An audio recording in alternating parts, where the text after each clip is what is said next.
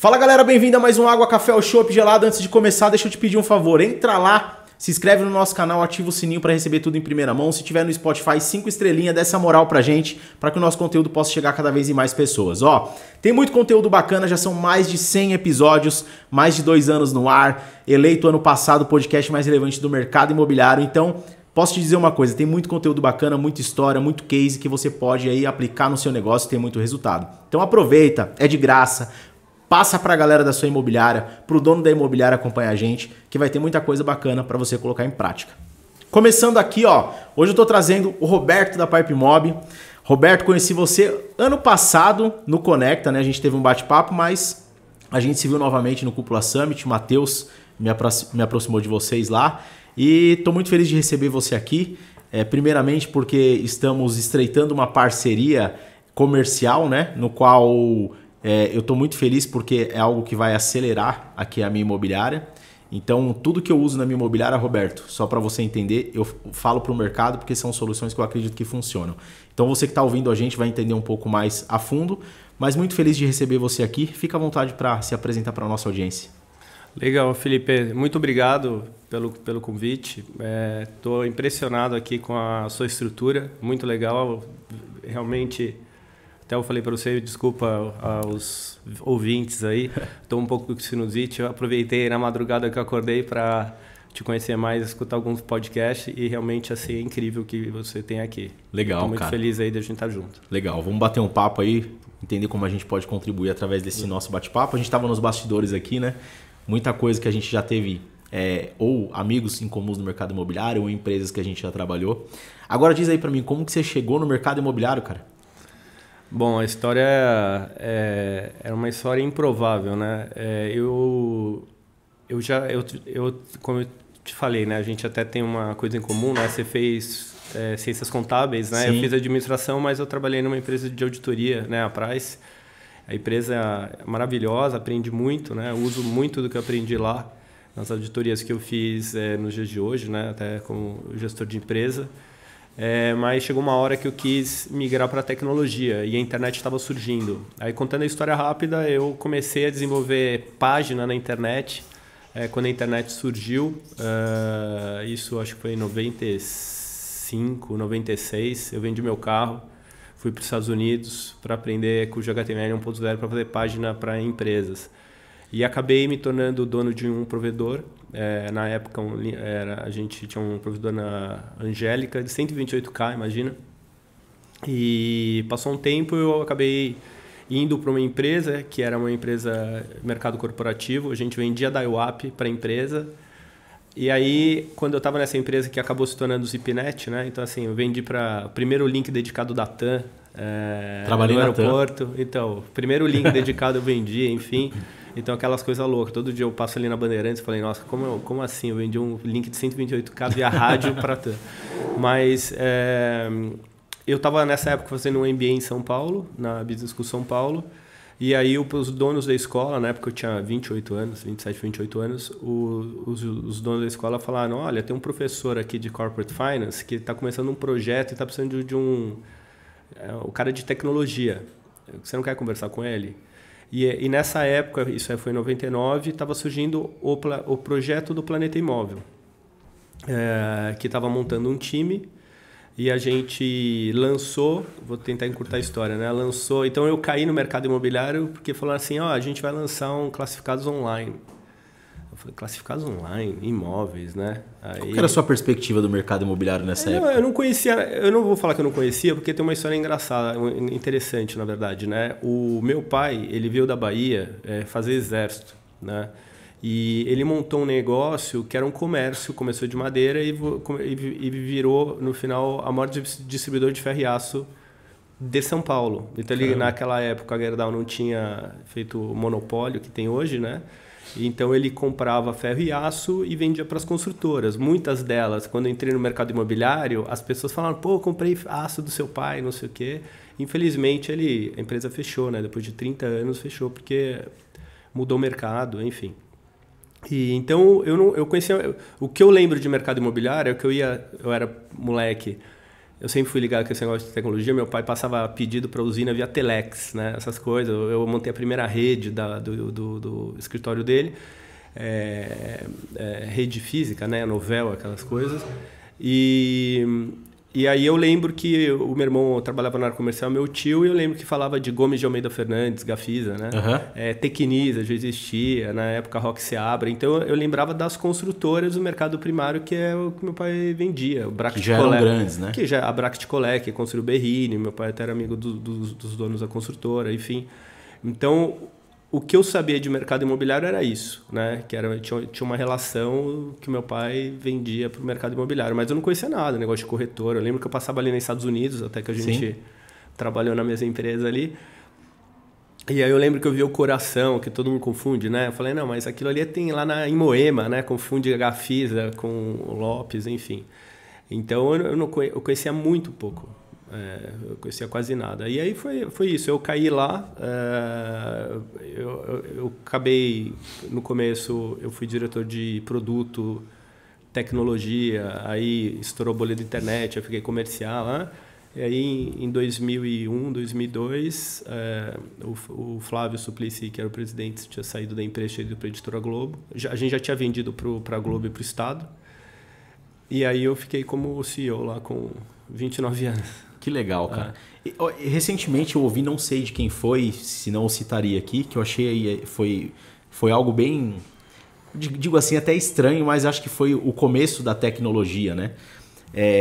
Não sei quem falou, mas falou assim, quando começou a internet, a gente pegava o panfleto físico e colocava numa versão digital, né? E isso começou para você também? Como que foi você começar a caminhar assim dos classificados, que abreviava, né? Dorme. Tem uma história... Né? Como que foi para você, assim, olhar para aquilo e falar, cara, agora eu preciso transformar isso em algo... não sei se vocês já chamavam de digital, como que era os nomes da internet no início? Sim, então...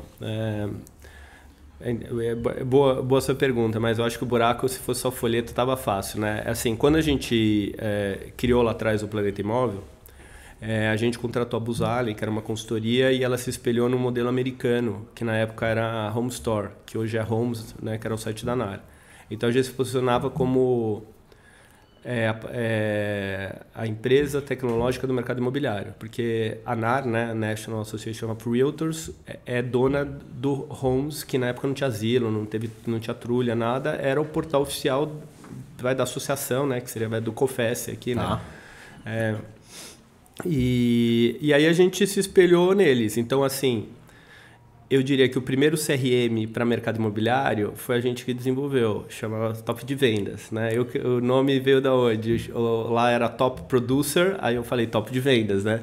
A gente meio tropicalizou algumas coisas, era em VB, tinha que instalar tudo. Mas o que acontecia, respondendo essa pergunta, que o buraco era mais embaixo, a gente chegava nas imobiliárias e os classificados que tinham na época, que até tinha no site do Estadão, do Globo, eles pegavam um anúncio de linha e colocavam na internet. Tá. E aí, indo um pouco na origem, por que se chama classificados? Porque você classifica em Aclimação, Bela Vista, Cambuci. Então, tem uma classificação por bairro, tem uma classificação por tipo de imóvel, tem uma classificação... Então, quando você... Esse anúncio nos jornais da época em 99 chamava Print to Web. Então você anunciava no print e ia para a web. Tem uma coisa engraçada aí, só para pontuar. Tem algumas coisas na internet que a gente vê assim, com quantos anos você descobriu isso, né?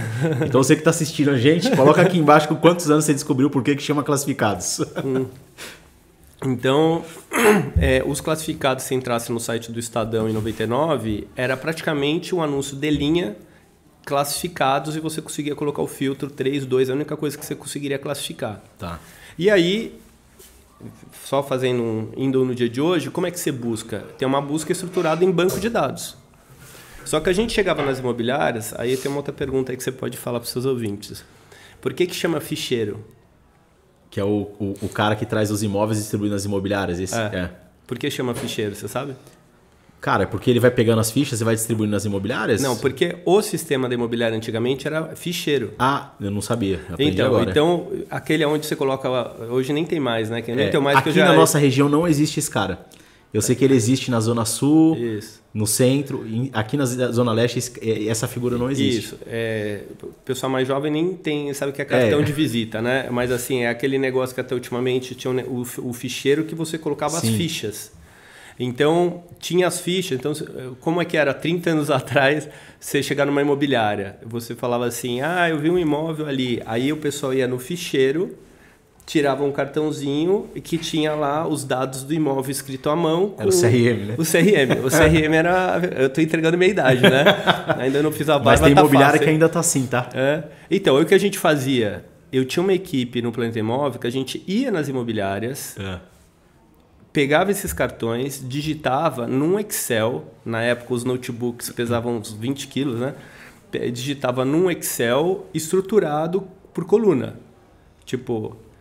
Tipo do imóvel, logradouro, número, não sei o quê. Não existia imagem, pensa, não existia imagem na época, porque não tinha iPhone, né? As câmeras digitais eram aquelas câmeras com disquete. Sim.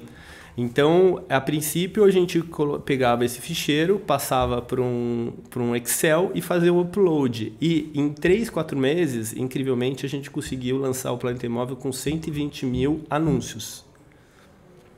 Basicamente na raça que eu digo, nesse esquema que eu tô vou te fazer uma pergunta agora. Quando que era isso? 2000. Janeiro, abril, a gente colocou o Planeta Imóvel no dia 1º de abril de 2000. E vocês, como uma empresa de tecnologia, neste momento vocês já faziam análise de dados? Não. Isso aí foi 2001, 2002, também tem história aí. Mas aí a gente lançou um CRM, né, para facilitar a trazer esses imóveis para dentro de nós, que era o top de vendas. E não existia outro CRM, não tinha esse negócio carga, entendeu? Então, mas enfim. Então, várias imobiliárias grandes naquela época adotaram o nosso sistema. A Lopes adotou, a Coelho adotou, a Bamberg. Então, foi. Aí a bolha da internet explodiu em abril, e aí, indo no seu folheto, a gente não a única receita que a gente teve no primeiro ano era o Itaú, que patrocinava. A gente, na época, não se falava que era startup, era empresa de internet, né? E aí a gente viu que o mercado primário tinha dinheiro e o mercado secundário era difícil tirar dinheiro de imobiliária naquela época, porque ainda a gente tentava vender o classificados online. E aí o que eu escutava, não, mas peraí, então quer dizer, se eu vou colocar os imóveis lá, tem meu telefone, o cara vai me mandar uma mensagem, vai chegar no meu e-mail, mas não tem e-mail. Aí eu falei, cria um e-mail no Hotmail, não tinha Gmail, né? A galera não tinha e-mail. No Hotmail ou provedor de internet. Aí fala, mas peraí, eu tenho 10 horas de meu acesso, R$30 na época, né? Um negócio assim, eu vou ter que ficar conectado para receber o interessado? Não, eu não quero receber por e-mail, tem que ser aqui no Estadão, o cara tem que ligar. Eu escutava isso, imagina, Felipe. Caramba. E aí, é óbvio, tudo que se escuta hoje, às vezes fala, o cara demora para responder, não sei o quê. Imagina em 2000. Que o cara era assim, o proprietário vai na imobiliária e fala assim, Roberto, tem um imóvel para vender. Legal, onde é seu imóvel? Na rua tal, número tal. E acredito eu que esse cara, o corretor nem ia no imóvel desse cara. Aí o cara fazia a ficha lá e colocava no ficheiro, no CRM, né? Aí chega um cara, tô procurando um imóvel aqui na região. Caía para recepcionista, que pegava o e-mail. Aí fala assim, deixa eu ver aqui. Tem um imóvel aqui. Vamos lá visitar? Vamos. Você conhece o imóvel onde? A gente vai conhecer agora. Isso. Aí eles iam ver o imóvel naquele momento. Então, cara, era um processo bem radical, assim, né? Sim. E quais foram essas mudanças e o impacto que você sentiu, assim, a curto prazo, vindo à internet, pensando em CRM, digitalização? Sim. Porque assim, uma coisa e até de entender, beleza, hoje eu estou num caminho offline aqui, chegou a internet, mas o meu público já está na internet para eu me preocupar em fazer essa transição tão urgente. O pessoal pensava nisso lá atrás? Não pensava. Ele achava que... meu grande desafio era provar que a internet funcionava, entendeu? Então, eu falo assim, quando você é pioneiro no negócio, você tem que ser muito teimoso, né? Você acreditava muito que a internet era o futuro? Claro. Eu lembro. A gente tinha muito acesso a tudo. E aí, o que acabou acontecendo, que eu só finalizar, você perguntou de folheto de lançamento, né? A gente começou a ver que os incorporadores eram mais abertos. Tá. E aí, o primeiro campanha de lançamento que a gente fez era um empreendimento da Brascan chamado Vila Amalfi, atrás na época era o País Mendonça da Marginal Pinheiros, ali no Morumbi. E deu super certo, os caras não acreditaram, falaram assim, não, mas como assim, uma semana gerou 100 mensagens? E aí ficou maluco, né? Todo mundo assim, né? Do tipo, meu, que vocês responderam essas mensagens, não sei o quê. Sim, e aí leads. A gente viu que tinha um dinheiro de incorporador que estava mais disposto a pagar por isso, e isso, de certa forma, foi a pivotada que a gente fez lá atrás para, na época, a gente não tinha mudado o nome para Zap, para o negócio começar a dar dinheiro. E dava dinheiro, né? Então, aconteceu bastante isso. As dificuldades que eu tinha com imobiliária no início era discussões que eventualmente tem hoje. Poxa, mas peraí, tá aparecendo o logradouro. Eu falei, mas eu não estou colocando o número do logradouro. Já existia esse problema, então? Cara, vou te falar, me chamaram no Secov, os mais velhos do Secov vão lembrar aí, meus amigos do Secov, falaram assim, ó, se você não tirar o logradouro da ficha do imóvel, todas as imobiliárias do Secov vão sair. Caramba! E aí eu banquei essas coisas. Eu falei assim, meu, sai. E aí não saíam, entendeu? Porque o meu argumento era assim, você colocava a placa. Se você acreditar que quem visita na época o portal é só corretor, ok. Mas eu acho que deve ser 95% gente realmente querendo comprar imóvel. Sim. Porque o serviço é o que a pessoa quer. Eu fui chamado lá atrás, eu não sei o ano, para participar de uma reunião, de uma palestra no Zap, onde eles iam apresentar a liberação do endereço nos portais. Eu vou te falar, devia ter uns 100 corretores, donos de imobiliária. E, cara, isso virou um fuzuê que você não tem ideia. Aí eu falei, posso falar? Tá, beleza. Eu falei, galera, Eu falei, ó, eu acredito que isso é o futuro. Eu acho que se vocês ainda não entenderam, quem é que coloca a placa? A placa diz o endereço, o número do imóvel, e se o cara bater palma ali, né, ele tem um contato com o proprietário. Sim. E muitas vezes, se o cara está procurando naquela rua, muitas vezes ele tem um familiar que mora lá, então ele já tem um relacionamento na própria rua. Sim. Então, calma lá, a gente vai precisar se adaptar aqui. Agora, se você está preocupado com o endereço por conta do concorrente, você não está pensando no seu cliente que vai comprar ou vender. Isso. E aí, vamos lá, quais são as possibilidades que você pode chegar no proprietário e trazer uma exclusividade, trazer um diferencial competitivo? Exato. Para você não se preocupar. Então, vai lá, oferece uma exclusividade, oferece um diferencial competitivo, para você, inclusive, virar a ponta de contato do proprietário para o mercado. Aí a galera meio que olhou assim, e aí os caras pegaram esse meu gancho e me convidaram para palestrar no Conecta para falar do quê? A importância do endereço no imóvel. Eu falei, pô, aí vocês me complicam, né, cara? E aí eu dei uma palestra sobre isso lá e aí, cara, veio vários questionamentos. E ainda hoje tem imobiliária que não coloca, né? Sim. Mas, cara, eu acho que isso não é uma ameaça. Se o corretor, a imobiliária, se preocupar primeiramente, tá, qual que é o meu diferencial competitivo para eu levar isso ao mercado, a fim do proprietário falar, cara, eu quero só trabalhar ali com o Roberto. Então, acho que as pessoas têm que se preocupar com outro ponto primeiro, né, Roberto? E isso já acontecia lá atrás, né? Não, acontecia e eu acho que era um pior, porque era um negócio, era uma mudança, assim, o que eu estou falando é que era assim, todos os meus concorrentes, na hora de você buscar um imóvel, o endereço, o logradouro era opcional. Tá. Então, eu não colocava, e eu obrigava, eu falava, se você não colocar o logradouro, o seu anúncio não é publicado. Eu acho que até hoje alguns portais permitem até que você coloque, só que ele tem um scoring ali na hora. Deixa eu te fazer uma pergunta. Essa obrigatoriedade que você colocava, ela influenciava em algum ponto?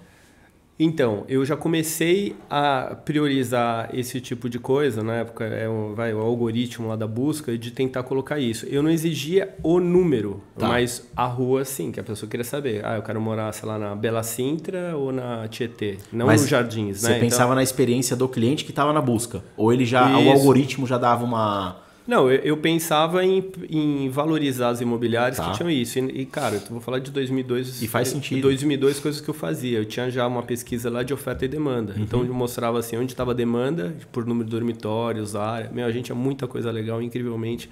Naquela época lá, meio uma parte de data, assim. E a gente priorizava. E aí, o que eu fazia? Na época, como foto era difícil... Só tinha destaque, o número de destaque era calculado com o número de anúncios com foto. Então, se tinha 100 anúncios com foto, você tinha 10 destaques, automaticamente, que era para promover. Aí, né, chip de imobiliária que eu tenho bem hoje, o que o pessoal fazia? Pegava a mesma foto de um banheiro, eu lembro desse caso, e colocava no 100. E aí a gente começava a criar mecanismo de identificar, se chama MD5 lá, que você consegue ver uma digital da foto, e se você visse a mesma foto em vários endereços, eu era muito duro, assim, né? De tipo, se você tiver a mesma foto em vários anúncios, eu tiro todos os anúncios seus do ar. E eu tinha uma área de quarentena que eu explicava o porquê que eu tirava do ar. Por quê? Eu acreditava que eu tinha que promover as imobiliárias a trabalhar direito, vou colocar assim. Sim. Trabalhar bem, sem enganar o cliente, não sei o quê. Tinha coisas também que a gente fazia baseado no custo do metro quadrado por bairro. Então, basicamente, e o Rodrigo, cara, o diretor de tecnologia, eu falei, cara, cria um Excel e eu gravo no Excel e ele grava no banco de dados. Então, eu limitava o mínimo e o máximo, porque também tinha erro, às vezes, de digitação, e a gente limpava anúncio ruim, né? Cara, e tem um ponto, quando veio essa onda do iBuyer, né? Essa galera que comprava para vender imóvel, eles começaram a analisar muitos dados e era incrível, assim que eu fui em algumas reuniões, que exemplo, numa mesma rua, do número 0 ao 100, o imóvel valia X valor. Do número 115 ao 300, a valorização era bem maior e todo imóvel que entrava ali vendia em uma semana. Então, assim, a importância do cliente perceber, esse imóvel está aqui, ele é bem valorizado, então ele entra para o mercado, é um imóvel que já vai ter saída. Agora, quando você não coloca o endereço, o cliente mesmo fica perdido. Sim. Você perde até a oportunidade de negócio, de venda rápida, porque você não está mostrando para o mercado onde é esse imóvel, né? Sim. Então é importante, eu acredito muito na importância e mostra para o cliente que você está querendo ser muito transparente com ele. Exato. Eu acho que muitas imobiliárias ainda não colocam, com medo da concorrência, mas deixa eu te falar, galera, existem várias ferramentas que, independente de ter endereço ou não, dá para captar o imóvel que está na sua imobiliária. Então, o seu diferencial competitivo tem que ser outro. Exato. Pense no cliente que está comprando e pensa no cara que está vendendo e confiou em você a fazer o melhor trabalho. Né? Então, a gente vê que não é de hoje. Isso é engraçado. Então, tem uma coisa que eu sempre, né, lá na Lopes eu treinei muito corretor, e lá, mesmo sendo lançamento, que não tinha o problema da questão do imóvel não existir, né? Muitos corretores falavam, eu recebi o lead, o cara perguntou o preço, eu respondi, o cara ele não ligou mais. Né? Aí, uma dica meio básica que eu sempre dei para todo mundo como tudo na vida, se for para pensar, o que você tem que tentar conseguir quando você recebe um lead é tentar desenvolver uma relação de confiança com o interessado. Se você não desenvolve essa relação de confiança, não tem jeito. Então, assim, o desafio de uma pessoa que atende, você está aqui em Itaquera, né? E eu conheço outros corretores que eu acho que a primeira coisa é você tem que ter foco onde você trabalha para demonstrar que você conhece a região. Você estabelecer essa relação de confiança. Então, tem coisas básicas, desde tipo, você tem que começar uma conversa. Sim. Né? Como um namoro. Eu falo, você sai na balada, você fala um negócio, a outra pessoa não responde, acabou, né? Você tem que desenvolver uma conversa com o interessado e tentar desenvolver essa confiança, que ele estabeleça essa confiança com você e você demonstrar que você tem conhecimento sobre o que ele está perguntando, sobre o imóvel, sobre a região. E o que eu não acredito, por isso que até, só fazendo um gancho, né? Eu não acredito muito em uso de inteligência artificial para fazer esse primeiro atendimento. Caramba, cara, que isso olha, para os meus ouvidos, isso você não tem ideia. Vamos chegar aí, interessante. Tá, deixa eu te fazer uma pergunta curiosa. Você falou aí da experiência do case que chegou 100 mensagens lá, né? Como que foi a preparação do corretor para esse novo momento? Existia um treinamento de uma forma de atendimento diferente? Porque é um canal de comunicação diferente? Como que foi isso daí? Teve um preparo para... Então, na época, até quem vendeu Vila Malfi foi a Lopes, né? Então, na época, tinha lá o coordenador de produto, né? Então, esses leads caíam lá no stand para recepcionista e tentava distribuir entre os corretores do plantão. O que, naquela época, demonstrou que não funcionava. Porque você pegava um cara que nunca tinha respondido um e-mail na vida por isso que e falado para ele responder. E até eu acho que uma das coisas que foi um processo, né, que hoje não faz sentido, mas algumas imobiliárias, na Lopes foi o caso, que a gente criou uma equipe online. Isso. E que funcionou muito, mas hoje falar, vou criar uma equipe online não faz sentido, porque tudo é online, né? Então, mas assim, no processo de transição que a gente vivia, que a gente queria ter foco na questão do atendimento, queria pegar as manhas de como atende, como responde, como faz follow-up, não sei o quê, ter uma insistência maior, né? Porque é óbvio, né, o que eu vou falar.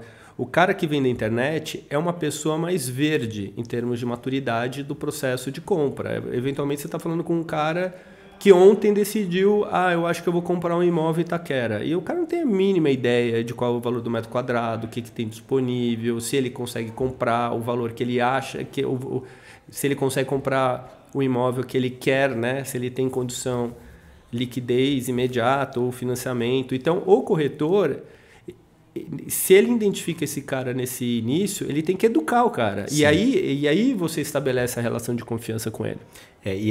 Cara, perfeito. Eu fico feliz quando eu escuto pessoas que têm esse pensamento, cara, porque a gente está num mercado onde a gente, assim, vem do corretor e isso vem um problema para os gerentes e pega o dono da imobiliária, que é o mercado que pensa só no lead, né? Uhum. E aí você pensa só no lead, responder rápido, muitas vezes a gente responde rápido, mas responde mal, né? E isso é um problema. E aí quando a gente vai pensar, por exemplo, em gerar conteúdo, você vê que 98% do mercado gera conteúdo da última etapa da jornada, que é compre, 2 dormitórios, localização. E ninguém se preocupa, cara, em olhar um pouquinho para trás e falando na educação. Qual a diferença de financiamento ou consórcio? Morar ou alugar? Conheça os diferenciais do bairro X. Se preocupar na educação do cliente. Cara, deixa eu educar o cliente como que é morar nessa região. Deixa eu educar o cliente como que é um processo de financiamento. Porque você pega o cliente numa etapa anterior, numa etapa onde ele vai confiar mais em você e na hora de ele tomar a decisão de compra, cara, que é o imóvel, que é a característica, ele tá com você. E a gente vê muito mercado falando só em características, se preocupando lá, o lead, compra, 2 dormitórios. Exato. E eu acho isso um grande problema. Eu gosto muito da questão de educar, pensar numa etapa anterior. Cara, vem aqui, o bairro que você vai morar tem isso, esses restaurantes, esse tipo de lazer, essas escolas para o seu filho. Que aí você pega o cara numa etapa anterior, educa, ele se sente, sente confiança com você e fala, agora eu sigo a jornada com esse cara aqui. E a gente vê um mercado muito só pensando no lead, como responde rápido e pensando na última etapa, né? Aliás, 3 da manhã, quando eu acordei e fiquei escutando esse podcast, eu achei muito legal o que você falou, quando você vai atender um proprietário, que normalmente o corretor não gosta de atender proprietário, e até teve um outro episódio lá, só fazer um parênteses rapidinho. No Planeta Imóvel a gente começou assim, quando tinha um proprietário que queria anunciar, eu me baseava na concentração dos imóveis anunciados e mostrava as 10 imobiliárias que tinham mais imóvel dentro daquelas condições, lá apartamento, enfim, dentro do determinado bairro. E eu tinha do suporte de pessoas que reclamavam do Planeta Imóvel, a maior reclamação que vinha era a desproporcional, né, pelo número de... Era proprietário que o lead de proprietário não era respondido. E aí a gente colocou o anúncio de proprietário pagando no ar. E aí me chamaram no Secov, você está fazendo isso? Eu falei, mas o Estadão também faz. O cara pode anunciar no primeira mão, o cara pode colocar, assim, você querer ser mais realista com o rei. E, cara, eu só estou fazendo isso porque eu tenho um problema. Que vocês não atendem o proprietário. E voltando, e no podcast que você falou, quando você pega o imóvel de proprietário, eu achei muito interessante você falar assim, por que você está vendendo? Exatamente. Você está querendo... E às vezes você gera o lead, o cara, tudo bem, eu vou ter que cadastrar o cara. Mas 99% das vezes... Ou ele está vendendo porque é com imóvel maior, ou porque se divorciou, ou porque... Entendeu? Eu acho que o caso mais raro é o cara que quer vender para fazer dinheiro, que, assim, mas existe. Mas, assim, normalmente, troca, eu acho um problema enorme, que até eu tentei resolver, mas, assim, é uma super oportunidade para você começar essa relação de confiança com o comprador. Porque o cliente pode ser proprietário, pode ser comprador... E pode gerar dinheiro de financiamento imobiliário também. Cara, eu falo assim, se você é um bom captador, onde você entende as dores de quem está vendendo, você tem um cliente na mão, onde você vai fazer parceria com os corretores para vender aquele imóvel e você não precisa de lead para atender, porque aquele cara vai comprar com você. A melhor forma de captar clientes é na captação do imóvel. E aí se você pegar informações do tipo, cara, por que você está vendendo este imóvel? Cara, o que você faz nesse imóvel que você gosta? Qual que é o seu estilo de vida em cima do seu imóvel? Tá, daqui, onde você compra pão, onde você faz compra. Porque baseado nisso, o cara que for visitar fala assim, ele compra pão aqui, ele faz compra aqui. Ele toma banho de mangueira com a filha dele aqui nesse quintal, cara. Aí o cara começa a imaginar emoções que ele vai viver naquele imóvel e ajuda também na venda. Exato. Então essa primeira entrevista com o proprietário ela é fundamental para você seguir, cara, fazer vendas, fazer negócios. Então, corretor, é importantíssimo você... Eu falo assim, ó, se uma captação demorar menos de 30 minutos, não é uma captação não, cara. Aliás, uma dica que assim, o pessoal tem utilizado a inteligência artificial para fazer a descrição do imóvel. Eu acho um erro tremendo. Cara, obrigado, a salva de palmas aqui. Sabe por quê? Eu falo isso, a galera me julga, mas eu falo assim, ó, vamos lá, vocês fazem descrição do imóvel para ficar bonitinha na inteligência artificial. Só que, cara, a inteligência artificial ela não entende as emoções de quem vive no imóvel. Exato. E tem uma outra coisa, tá? Para posicionamento no Google, não posicione nada, porque Google, galera, o Google ele tá preocupado, imóvel à venda em Itaquera, imóvel são as palavras-chave e a inteligência artificial não trabalha em cima disso. Então, cuidado. Não, e para quem tá lendo, né? Então, a pessoa tem que ter uma empatia da descrição do imóvel. Exato. Né? Então, ele fala, puta, o cara falou ali que a família, não sei o quê. Então, uma das coisas que eu lembro, né, de 10 anos de portal, né? Que eu comparava os anúncios, a descrição feita pelo próprio proprietário e pelo corretor, era bizarro, assim. Uhum. A descrição do imobiliário, na época, tinha abreviação, né? Porque às vezes o cara colocava apto 2. Eu falei, cara, mas isso já está estruturado, já está ali. Você tem que colocar o que não está ali. Senão você só está repetindo a informação. Isso já está no filtro, né? Não, já está nos campos ali, né? Que tem piscina, não sei o que. O cara já consegue ver. Você pode falar, descrição que a piscina... sei lá, formato tal, não sei o que, alguma coisa assim. Mas assim, você validar com o proprietário e falar, proprietário, me ajuda a descrever aqui o seu imóvel e justamente quais são os pontos positivos? O que você acha que sua casa, seu apartamento tem de diferencial, assim, o que ele tem de bom para quem está comprando? Você explorar isso. Sim.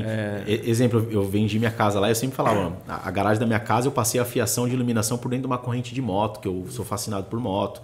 Eu gosto de carro antigo, então eu montei uma mini oficina lá atrás. Eu explicava isso pra galera. Então a galera falou, pô, então... Sim. E aí você colocar isso também na descrição do imóvel, colocar isso para ficar visual para quem vai fazer uma visita, né? Acho que é importante, mas aí você tem que entender como o proprietário, por que ele fez aquilo no imóvel, o que ele pensou quando ele fez aquilo, o que ele pensou quando ele foi morar naquele imóvel, cara. Exato. E eu falei, cara, eu mudei para essa casa porque eu comprei uma cachorra. Sim. E eu me vi minha cachorra ia ficar com 30 quilos e eu morava num apartamento. Sim. Aí eu vim morar e aí minha vida mudou, minha filha veio, então... A construção foi por um motivo, então é legal a pessoa entender por que você foi lá, porque você construiu uma história ali e até porque você está saindo também, né?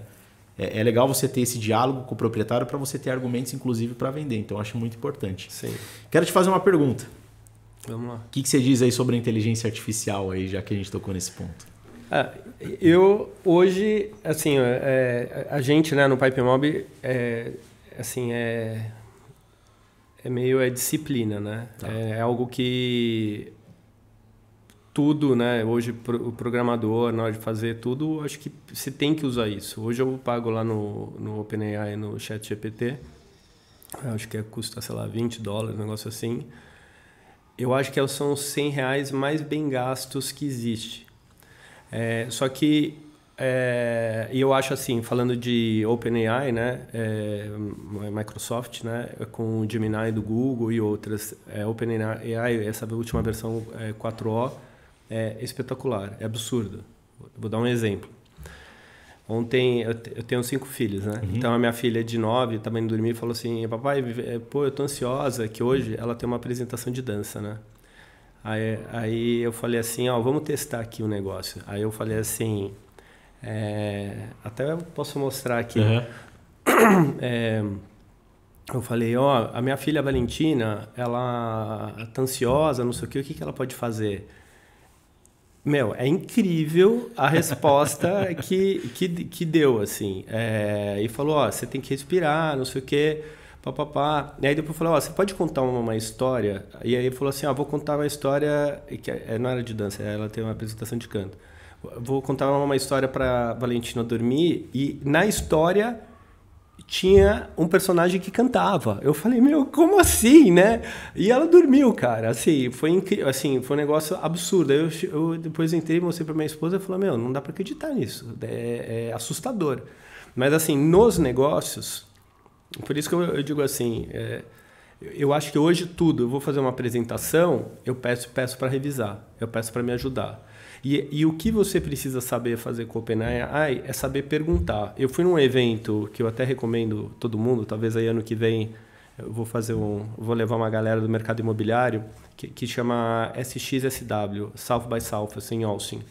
E foi o cara que é o VP de desenvolvimento do OpenAI, o cara trabalha no Facebook e tudo. E ele fez uma definição que eu achei bem interessante. Ele falou assim, o OpenAI ele falou, tireless teacher, é um professor incansável. Você pode perguntar qualquer coisa e ele sempre vai poder responder qualquer coisa. Sabe aquela coisa que você fica com receio de perguntar, que você se acha idiota, burro, não sei o quê? Você pergunta qualquer coisa e responde. E com isso você aprende.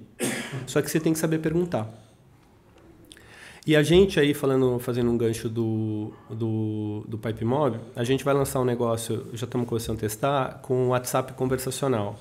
Na minha última empresa, no Casas, a gente fez um negócio de financiamento imobiliário onde o corretor podia simular, só que era tudo árvore de decisão. Você colocava opção 1, opção 2, preencher os dados, não sei o quê. Agora, o que permite, e você como usuário aí, você vai pirar nisso aí, mas o corretor chega lá, opção 2, status dos meus processos de venda. Você vai falar assim... eu quero saber como está o processo do Felipe. Aí ele vai buscar o processo do Felipe e falar, tem 2 Felipe, qual Felipe você quer? O Felipe tal. Aí a gente vai passar um resumo. Aí fala assim, quando está previsto o pagamento da comissão? Ele vai responder. Então isso é um uso que eu acho que ajuda nesse conversacional que eles estão bem avançados. Outra coisa que a gente está usando bastante é na questão de análise de documental. Então onde é que eu vejo o uso de inteligência artificial? Aonde... você precisa, de certa forma, ser muito minucioso na questão de análise e você consegue criar um padrão. Então, hoje a gente já tem um negócio do PipeMob que a gente, em 15 minutos, tira praticamente todas as certidões. Cara, eu ia falar isso e vocês dão um parecer, cara. Tira essas certidões. E aí, a ideia é a gente dar lá um relatório, só que isso é se você solicita para a gente vai começar a fazer o seguinte, se você resolver ir lá no Registradores colocar, a gente vai analisar de qualquer forma. A gente vai ler, obviamente, vai ver se os CPFs têm a ver com a transação, não sei o quê, para acontecer. Então, tem um termo que fala, qual que é a sua North Star, né? Que é navegação, né? Um termo mais de administração, do tipo, do que te guia para a direção, né? A direção. E eu sou provocativo na questão do sonho grande, né? Assim, é falar, por que uma transação imobiliária não pode ser feita, eu nem vou muito ser no limite, em um dia, sem financiamento imobiliário? Por que uma transação imobiliária não pode demorar um dia? Demorar um dia, né? Demorar um dia, leva 24 horas, assim, da proposta, o cara fez a proposta, até escriturar e receber. Por que não pode ser feito um dia? Me explica o porquê. Não tem um porquê. Assim, não, que demora. Porque hoje o demorado é o quê? Certidões, assinatura de contrato? Né? Eventualmente algumas coisas. Análises. Análises. Então, assim, qual que é o nosso desafio? É acelerar esse processo. Porque é um negócio que você deve viver. O corretor, o gerente que vende muito no mês passado, esse mês ele fica resolvendo só... trolha, né? Desculpa, problemas, problema para resolver.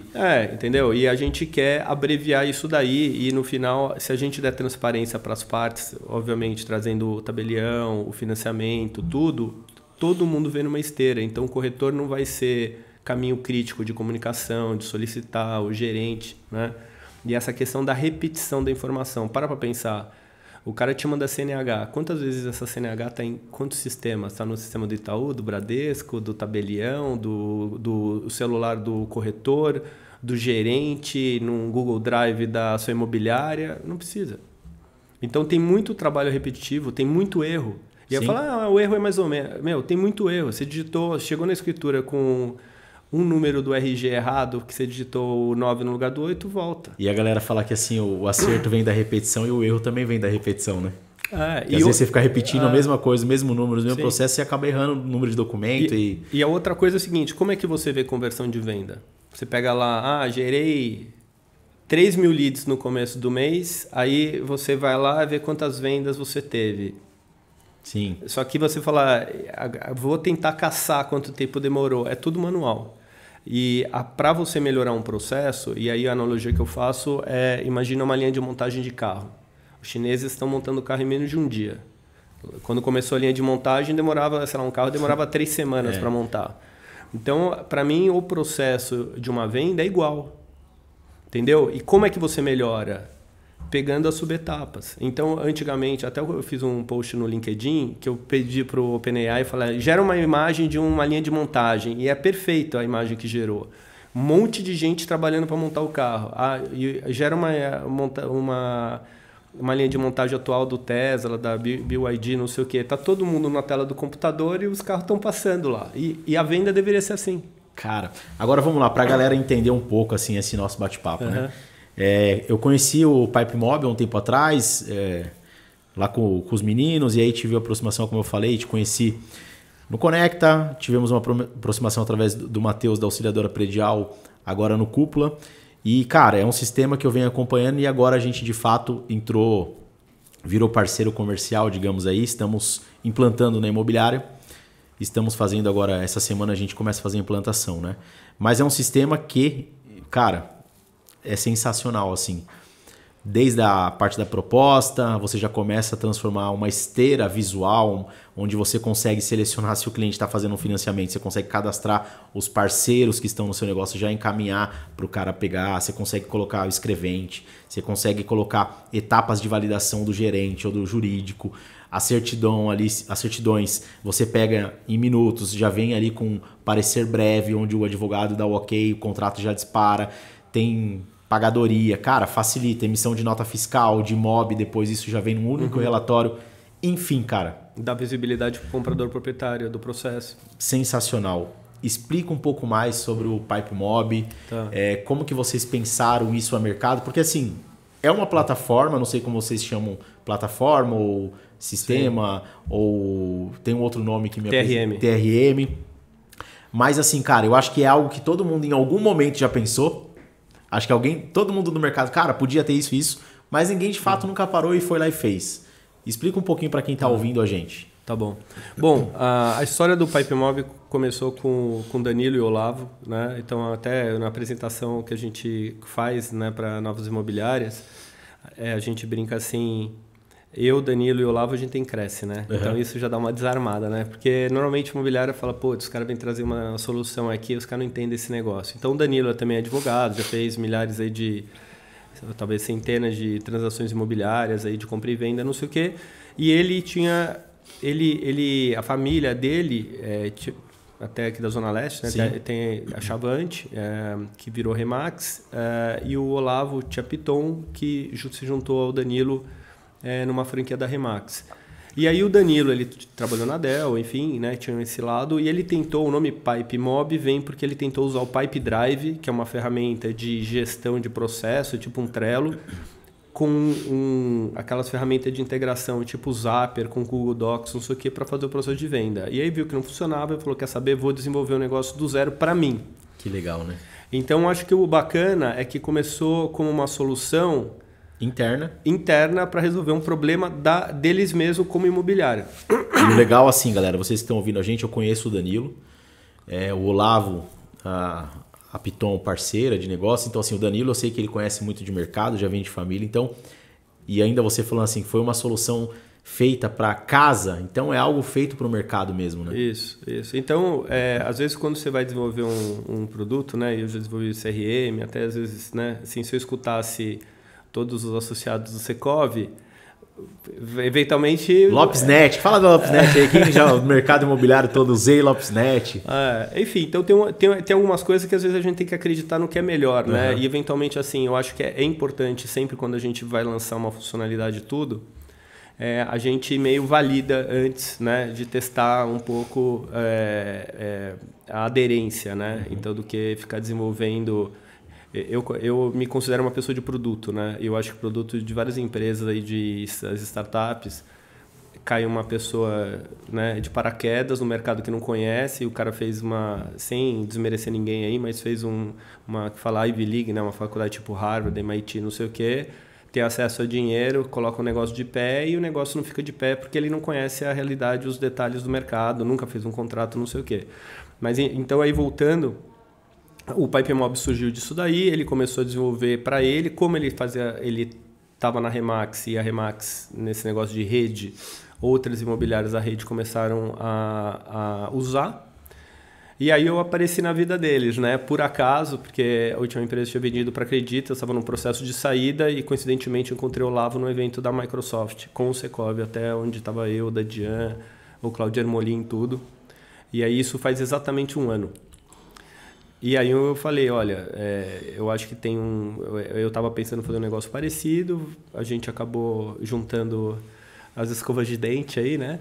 E estamos juntos, estamos super felizes. Demos uma outra visão aí para a direção da empresa, né? Que hoje o que a gente quer no final é acelerar o processo de venda, melhorando a conversão. Porque eu acho que dentro desse processo de proposta até o recebimento de comissão, ninguém mede isso direito. Sim. Tipo assim, qual a equipe que converte melhor de proposta em venda?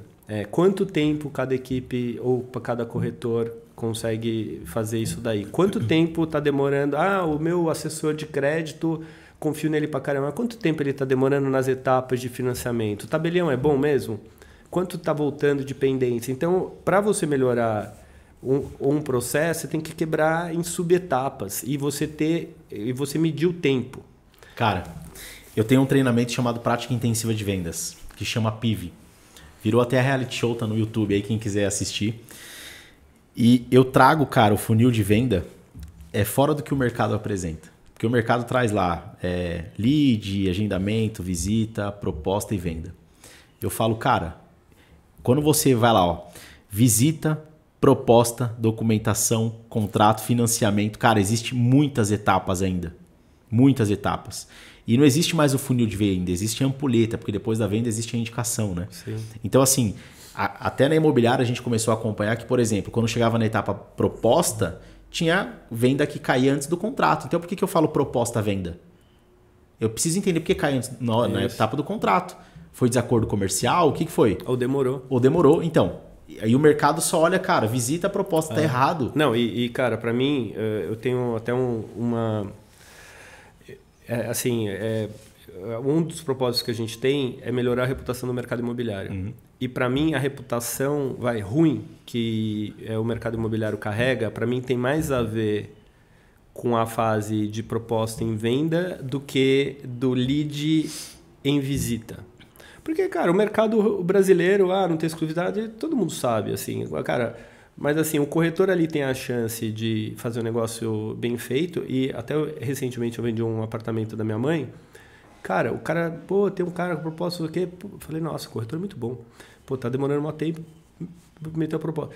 Cara, do processo da proposta até a venda que passou pro financiamento, cara, me pediram 3, 4 vezes... O mesmo documento. O mesmo documento, cara. Aí eu falei, cara, pelo amor de Deus, tem que usar papel imóvel, cara. Não é possível. Eu comecei a ficar maluco, assim, de ter que acertar. Eu mandei a minuta. Aí eu criei um grupo. Eu falei, cara, eu sou do mercado, eu não vou passar a perna em você. Cria um grupo com um comprador. Aí, beleza. Aí o comprador me mandou uma mensagem assim, e aí, você não vai assinar o contrato? Aí eu falei, tô esperando a minuta. Aí eu falei, mas você já deu ok? Já. Não me mandou. Ô, Alexandre, esqueci de passar. Porra. Tava 4 dias, entendeu? E nessas coisas, se eu recebesse outra proposta, tivesse uma outra proposta ali, um cara entrasse, o cara tá demorando para pagar a vista, ia vender. Ia vender, porque, cara, é negócio, é mercado imobiliário. Cara. Então eu acho, assim, no final, só para concluir, eu acho que boa parte do... Então, o que eu acho que acontece? Se eu fosse fazer uma avaliação NPS até a proposta, eu ia avaliar o cara 5. Cara, quando... Eu fiz todo o processo, o comprador foi lá no Itaú, trouxe o documento para mim, agilizou, não sei o que, o corretor não estava nem aí. Se eu fosse avaliar ele no final, o NPS ali, eu ia dar 0,1. Porque o cara não estava nem aí. No final ele falou, e aí, deu certo? Então, você vai pagar minha comissão? Meu, deu uma raiva. Então, assim, porque esse processo, se não fosse a minha vontade do comprador, não teria acontecido. Então, eu acho que muitos dos negócios que são desfeitos ou... Aquela coisa, né? O cara comprou imóvel, achou que comprou imóvel, e aí o banco não financia, e o cara já saiu da casa, já entregou o aluguel dele, tá morando com a mãe e fica morando 3 meses. Quantos casos desses você já viu aí? Vários. Então, eu acho que no final, o cara, o que você falou, a recomendação, não vai vir desse cara. Não vai vir. Então, esse processo que o pessoal fala pós-venda, que eu, particularmente, eu sou super crítico, falei, cara, você não recebeu comissão? Se o cara não escriturou, o proprietário não recebeu dinheiro, você não vendeu. A indicação ela só veio por cliente satisfeito. E o cliente satisfeito tem que ser do começo ao fim. E o Matheus falou um negócio, eu não sei se é a realidade aqui, que é um negócio que a gente quer estratificar esse dado, que ele diz o seguinte: a avaliação de uma transação quando ele recebe 5 e tem um comentário, o comentário básico, assim, 90% fala a mesma coisa. Foi rápido. Eu vou implantar, vou dar o meu feedback, mas basicamente assim, porque eu gosto de trazer muita verdade, não adianta eu falar, eu vou implantar, a ideia da ferramenta é sensacional, já sei que eu vou ganhar muito tempo, e quem acompanha pode ir, é PipeMob, é isso? É, pipemob.com.br, tem Instagram, YouTube, mas o site, quem tiver interesse aí, bater um papo. Eu tenho certeza que vai agilizar muita coisa e eu vou comentando aí depois. Quem quiser me perguntar depois o que eu tô achando, fica à vontade. Cara, obrigado por esse bate-papo. Obrigado por te conhecer melhor, por trazer essa solução para o mercado imobiliário. Eu tenho certeza que é só o começo, mas vai ajudar muito na evolução do mercado imobiliário, de ponta a ponta. Ainda mais para o cliente que está comprando e vendendo imóvel, que a agilidade, ele ter essa recomendação, não só para mim, para você, mas falar que o mercado imobiliário hoje é um mercado diferente. Exato. Né? Então, para acabar aqui para você, água, café ou chopp gelado? Água, café ou chopp gelado? Pô, depende da hora do dia, né? E depende do dia, mas eu sou viciado em café e eu corro, faço esporte, chopp depois de um treino, não tem coisa melhor. É verdade, isso aí. Roberto, obrigado. Muito feliz pelo nosso bate-papo. Galera, mais um episódio no ar. Não esquece de correr lá, se inscrever, ativar o sininho, se tá no Spotify, 5 estrelinhas e compartilha com a galera aí. Então é isso aí, água, café ou chopp gelado, porque falar de imóvel não precisa ser algo chato. Valeu e até a próxima.